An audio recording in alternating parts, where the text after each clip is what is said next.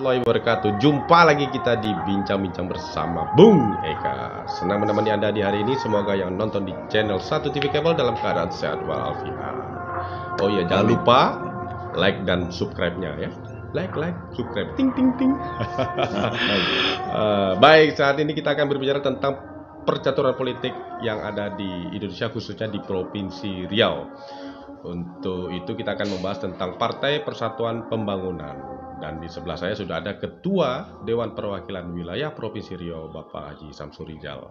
Assalamualaikum Pak. Waalaikumsalam warahmatullahi wabarakatuh. Sehat, Senang Pak. bertemu dengan rekan semua para pemirsa yang berbahagia. Iya. Alhamdulillah sehat walafiat. Ya, kita sudah lama tidak podcast. Terakhir waktu itu kita lagi berbicara tentang siapa ketua DPW, dan akhirnya terpilihlah beliau sendiri. Waktu itu beliau sebagai panitia. Ya, kita tidak tahu arah politik ini kadang-kadang berbeda, guys. Terkadang bisa begini, ya hari ini juga bisa berubah-ubah.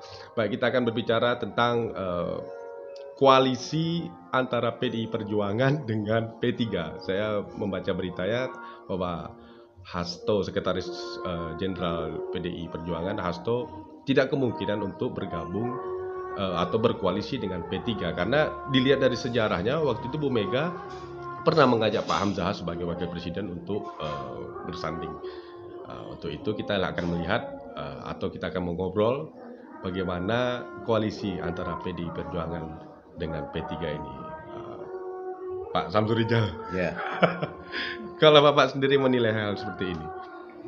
Kalau kami dari P3 kita sebetulnya juga ada rencana untuk menindaklanjuti ketiga itu. Oke. Ketika Pak Suharto Monoarfa dan kemudian beliau berganti tugas dengan Pak Mardiono, kami masih menunggu ini untuk tidak lanjut daripada apa yang sudah dibuat oleh KIB gitu itu ya, antara Golkar, PAN dan P3 sendiri. Namun sampai dengan hari ini sepertinya belum jelas ke arah mana. Belum jelas ke arah mana. Hal penunjukan siapa yang akan menjadi calon presiden dari koalisi itu. Perkembangannya memang belum juga membawa kemajuan begitu jauh. Apalagi ada isu keinginan pihak PDIP juga ingin bergabung dengan P3 atau mau merangkul P3. Memang ada peluang-peluang dan ke arah itu, tapi masih dalam bentuk katakanlah dengan bahasa banyak sinyalemen seperti itu. Ada bentuk sinyal-sinyal saja baru, tapi belum ada realitanya. Belum ada realitanya. Tapi Ketua Majelis Syuro sendiri, mantan Ketua DPP P3 juga, Bang Romi, mengatakan hal kayak gitu juga, tidak kemungkinan juga untuk ini. Ya, tidak tutup kemungkinan untuk itu. Ya, karena kita tak tahu juga bagaimana langkah politik yang akan dibuat oleh pihak PDI-nya, terutama dari Ketua Umumnya Ibu Megawati kan. Sebetulnya kita tahu juga tapi dalam podcast barangkali tidak untuk berita yang diumumkan. Kalau bincang-bincang kecil di luar ini bisa kita diskusikan secara mendalam. Hadir juga bersama kita nih dari Riau Pos, Pak Heru ya. Ya, saya kira semua kita maklum lah apa yang akan dibuat. Dan kemarin beritanya Pak Jokowi bertemu dengan Ibu Megawati di istana. Nah, apa yang akan mereka sepakati ya kita masih tunggu. Nah, ini akan membawa pengaruh ke depan, apakah dia akan bersama-sama dengan P3 atau dengan partai lain membuat koalisi-koalisi atau koalisi baru.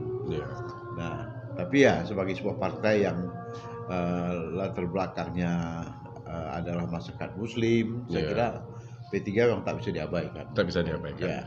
Betul. Kita tidak tahu percaturan politik ini yang sejak awal saya bilang tadi berubah setiap detiknya. Kita tidak tahu hari ini apa, mungkin bisa siang lagi untuk bikin berbeda. Baik, sekarang masalah pencapresan nih. Karena Wakil Ketua Umum Asri Sauni Alwi Hormuzi. Bukan, Wakil Ketua Umum Pak Asri Arsul Sani mengatakan bahwasanya itu kalau untuk pencapresan sendiri tergantung wilayah masing-masing. Nah, kita tahu bahwa di Aceh kemarin mereka mendukung Anies. Ya. Di Gorontalo mereka malah mendukung Sandiaga Uno nih. Nah, bagaimana dengan di Riau? Ya. Kita kemarin itu dengan teman-teman bersepakat kita usung saja beberapa nama, ya. Nanti semuanya itu kan belum final juga. Belum final juga. Nah, pernah Anies datang bersama kita, masyarakat semua mendukung Anies di Sumatera atau di Riau gitu ya. Terus Sandiaga Uno juga pernah bersama kita. Erick Thohir juga pernah menjadi berita hangat untuk menjadi dukungan dari pihak-pihak P3. Jadi sepertinya perkembangan seperti itu, termasuk juga Ganjar. Dan kami tentunya dari P3 tak boleh melupakan ketua umum kita sendiri.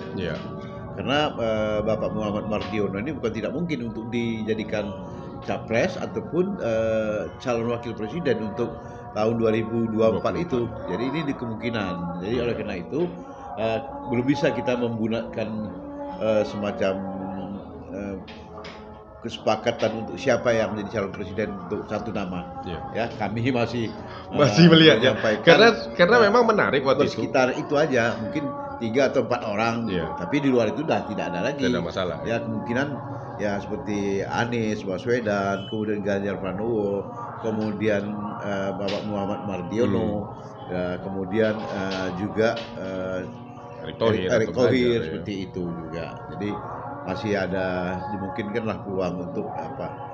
Nah, nanti siapa yang akan bekerja sama dengan kita? Apakah partai PDI yang tadi dijadikan sinyalemen dari pihak masyarakat untuk bergabung atau P3 bergabung kemana? Ini masih juga dalam posisi yang masih gentayangan lah. Kita semua mengkaji, bahasa kita dulu ya wait and see aja. Kalau P3 Provinsi Riau pada khususnya mendukung siapa? Belum tahu. Ya, tetap juga P3 seperti itu.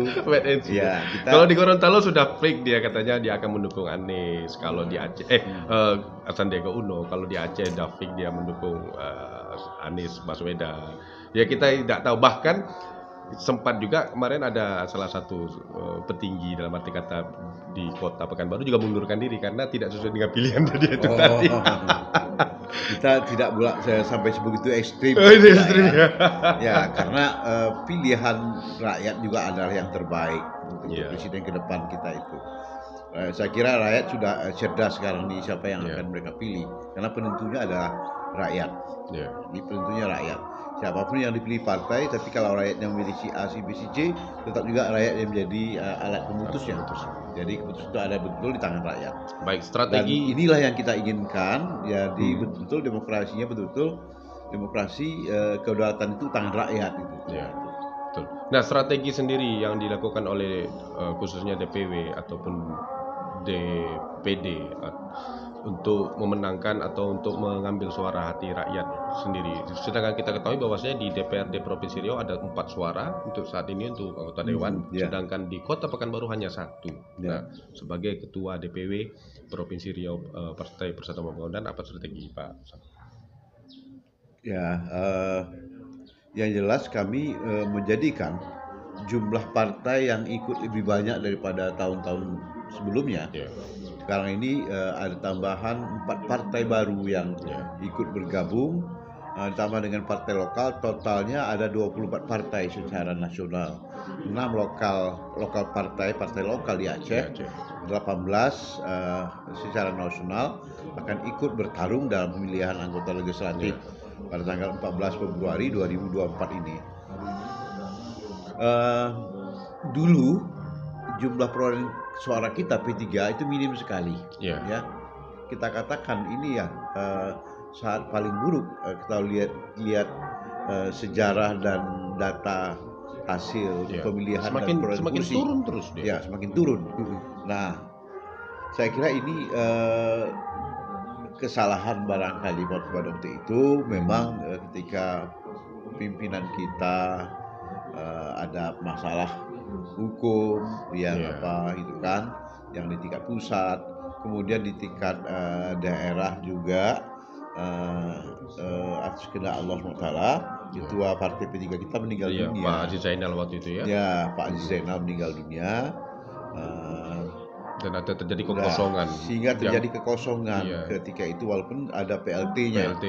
Tapi PLT itu merangkap sebagai bupati, Pak Mursini. Dan dia tuh bupati jauh pula di Wansing. Jadi nggak bisa sehari-hari untuk melakukan bagaimana gebrak-gebrakan. Nah, ke depan ini yang menjadi kelemahan-kelemahan yang dulu itu kita coba tutupi. Dulu ketika P3 autopilot, kita bisa memperoleh 4 kursi. 4 kursi untuk di provinsi sendiri. Yang bahasa kita autopilot, artinya ini nggak ada pilotnya. Ya, ibarat kalau dia pesawat, pilotnya itu yang ini meninggal dunia, yang ini sakit, yang ini apa gitu kan. Sehingga ketika melakukan rekrutmen untuk calon anggota legislatifnya, barangkali kalau mau disebut asal comot. Nah, itu yang kalau saya menjadi apanya. Ke depan, ketika dia asal comot bisa dapat 4 kursi. Insya Allah mudah-mudahan kami sudah kaji itu dan kita lakukan satu langkah yang namanya bedah dapil. Jadi siapa yang mau ikut mencaleg, kita periksa dulu orangnya itu. Apakah dia punya kemampuan untuk bergabung sama temannya itu melakukan pengkoleksian jumlah suara yang masing-masing diperoleh oleh mereka. Jadi ini yang kita lakukan. Artinya, dia begini, dia begitu, itu yang kita kaji. Misalnya kemampuan dia mendulang suara, dia pernah dulu ikut mencaleg di dapil ini, di DPRD pada tingkat kabupaten atau provinsi, perolehan suaranya ketika itu kita teliti. Berarti kemampuan dia untuk berkeliling, ada modal atau tidak. Kemudian kemampuan membuat baliho. Dan memanfaatkan waktu yang dari sekarang ketika nanti sudah jadi DCS-nya, daftar calon sementara, nanti kita lihat. Dan kita akan terus melakukan evaluasi. Kita minta waktu kepada KPU nanti ketika dia masih DCS, dia tidak melakukan aktivitas apa-apa, ya kita bisa tarik balik. Kita ganti sama orang lain yang mau bekerja untuk memenangkan partai ini. Jadi per dapil itu kita akan mengisinya dengan orang-orang yang punya kemampuan untuk mendulang suara. Ini yang kami lakukan program awal dulu. Baru setelah itu Partai P3 akan memanfaatkan dari saat ini sampai dengan ke depan itu peringatan Hari Besar Islam. Misalnya memasuki bulan suci Ramadan, kita harapkan mereka itu aktif membuat baliho, berkeliling ke sana kemari. Kalau bisa menjadi kiai atau menjadi ustadz untuk memberikan ceramah, ataupun dia menghadiri atau dia menjadi panitia dan dia aktif di tengah-tengah masyarakat, sehingga ada kepercayaan masyarakat kepada person yang bersangkutan untuk mereka mau memilih calon itu. Dan aktivitas dia membuat baliho, memasang apa-apa pada setiap peringatan Hari Besar Islam. Itu strategi yang juga kami lakukan.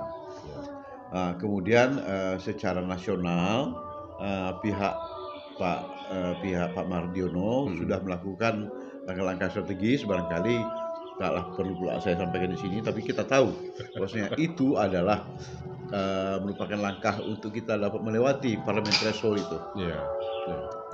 Jadi dulu batas 4% itu masih dipakai undang-undang lama, Undang-Undang Nomor 7 tahun 2017, jadi tetap 4% batas parliament thresholdnya.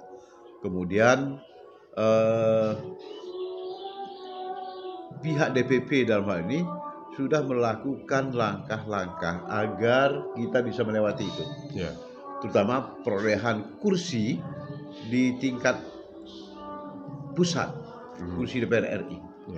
Dulu itu dari 39 kita melorot menjadi 19 kursi dan hilang 20 kursi. Nah, ini mau kita jemput ulang. Artinya kita punya target itu 50 kursi untuk 50 kursi di DPR RI. Nah, ini untuk di DPRD provinsi sama DPRD kota kira-kira berapa target? Di DPRD provinsi kita punya 8 dapil. Kami sudah kaji minimal itu ada 6 dapil yang bisa kita kuasai. 6 dapil yang kalau kita kaji si A, si B, si C di dalam itu, dan kemampuan mendulang suaranya, kita dapat mengisinya dengan 6 dapil. 2 dapil lagi ini kita sedang upayakan langkah apa, atau mungkin mencarikan orang baru yang mungkin bisa mengisi dapil yang kami anggap masih lemah dan tidak punya kemampuan untuk dapat memenangkan dapil itu. Kalau ini bisa 2 ini menjadi 7 kursi, atau kalau perlu ya kita borong semua 8 kursi. Nah, itu dia. Iya. Begitu, jadi kadang mungkin di DPRD kota ya, yang tadinya 1 mungkin mudah-mudahan bisa 6 gitu ya. DPRD kota yang saat ini masih 1 kursi. Nah, kami sudah juga melakukan bedah dapil. Sekarang DPRD Kota Pekanbaru ini kan sudah bertambah. Dapilnya menjadi 7. Nah, karena mesti kita akui Kota Pekanbaru ini ada penambahan jumlah penduduk yang melewati ring lama. Jadi ring lama itu dia 6 dapil dengan 45 kursi di DPRD kotanya. Ring itu terlewati sehingga dia masuk pada tingkat harus 50 kursi. Jadi itu yang membuat KPU memutuskan untuk Kota Pekanbaru jumlah kursi 50 dan harus dengan 7 dapil. Nah, sebaran-sebaran dapil itu yang kadang-kadang partai ini terganggu, partai ini terganggu. Saya kira KPU mungkin ya kita KPU lah, kami Komisi 2 kan. Artinya tidak sampai sebegitu betul KPU bisa meneliti partai ini terganggu, dan itu kalau direspon kan tidak selesai. Termasuk juga P3 mengatakan tambahan dapil itu membuat kita begini-begini. Saya bilang tergantung pada kita semua. Kalau kita berusaha maksimal mungkin ya bukan tidak mungkin kita bisa mengisi 7 dapil itu, tidak 1 lagi. Nah, ini yang kita lakukan sebagai langkah atau strategi untuk memenangkan kursi pada tahun 2024 ini. Baiklah, itu tadi pernyataan dari Pak Samsuri Rijal sebagai Ketua Dewan Perwakilan Wilayah Partai Persatuan Pembangunan Provinsi Riau. Begitu, dan sekaligus beliau juga menjadi anggota DPR RI di Komisi 2 ya Pak ya? Di Komisi 2 ya, wakil ketua Komisi 2. Waktu di Komisi 2 saat ini. Terakhir mungkin pernyataan terakhir, maju jadi gubernur? Makanya kita berusaha, kalau Pak Eka menanyakan itu, saya kaitkan aja, makanya kita ngotot juga ini P3 agar kursi DPRD provinsi itu bertambah menjadi 7 atau 8 kalau perlu kan. Karena persyaratannya sekarang kan tetap masih 20%. Jumlah anggota DPRD provinsi itu kan 65 kursi. Jadi itu artinya kalau 20% minimal 13 kursi harus kita penuhi. Kalau 13 kursi, dapil kita ada 8, kita menang 8, kita cari 5 kursi lagi. 5 kursi saja lagi kan. Inilah merupakan bagian. Jadi kalau ditanya bagian strategi tadi itu, kalau ditanya apakah saya ikut pilkada gubernur di tahun 2024 pada bulan November itu, ya saya harapkan doa restu dari masyarakat, insya Allah panjang umur saya dan sehat walafiat. Ya, doa dari masyarakat, saya insya Allah akan ikut pada pertarungan pemilihan gubernur Riau tahun 2024, tepatnya pada bulan November yang akan datang. Insya Allah mudah-mudahan. Berarti sudah dipastikan bahwasanya Bapak Samsuri Rijal akan maju sebagai calon gubernur Riau 2024 setelah menunggu hasil dari legislatif pada bulan Februari 2024. Baik, itu tadi bincang-bincang kita dengan Pak Samsuri Rijal. Terima kasih atas waktunya Pak.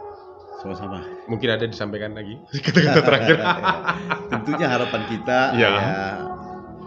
karena jembatannya tadi itu adalah jumlah kursi DPRD yang ada di Provinsi Riau. Ya, kita berharap ini dapat bisa maksimum karena ada 8 dapil, dapil Indragiri Hilir, kemudian dapil Kampar, kemudian Indragiri Hulu, kemudian bersama dengan Kuansing dan Pelalawan. Ada juga dapil 5, Bengkalis, Pelanting dan Dumai, serta Pekanbaru sendiri. Ya, kita harap dukungan dari masyarakat, kiranya dengan pencalonan kami untuk rencana gubernur ke depan, kami bermohon juga kepada semua masyarakat kiranya dapat menjadikan ini langkah untuk kita mendukung saya untuk dapat mengisi kemenangan kursi DPRD Provinsi Riau dari partai P3. Karena jelas kita sudah dapat izin dari pihak DPP, dari Ketua Umum untuk menggunakan perahu Partai P3 ini. Ya, karena kebutuhannya 13 kursi menurut undang-undangnya. Insya Allah kita akan berusaha untuk mencari 5 lagi ataupun beberapa lagi, tergantung pada hasil dari legislatif 2024 pada bulan Februari nanti. Baik, itulah tadi bincang-bincang kita. Saya Eka Saputra dan Pak Samsuri Jalmon undur diri dulu. Wassalamualaikum warahmatullahi wabarakatuh. Waalaikumsalam warahmatullahi wabarakatuh.